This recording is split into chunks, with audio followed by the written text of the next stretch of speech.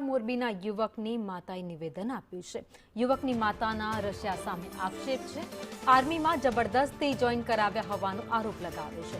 Drugs કેસમાં ફસાવી army join કરાવ્યાનો આરોપ લગાવ્યો છે। સાહિલ માજોઠીને પરત લાવવા માટે માતા હવે ગુહાર લગાવી રહી છે।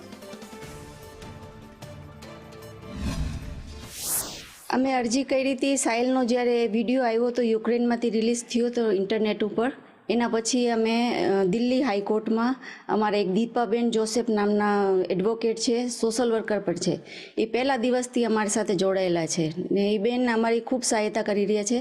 એ બેને દિલ્હીમાં અરજી કરી હતી હાઈકોર્ટમાં, પછી દિલ્હીમાં પ્રોસેસ ચાલુ હતું ને કાલ હાઈકોર્ટના જજે અમને રિપ્લાય આપ્યું કે તમને એક વિદેશ મંત્રાલય તરફથી એક એડવોકેટ પ્રોવાઈડ કરાવશે, તો એ તમને પ્રોફેસર એડવોકેટ પ્રોવાઈડ કરાવશે। એ તમને યુક્રેન લઈ જશે।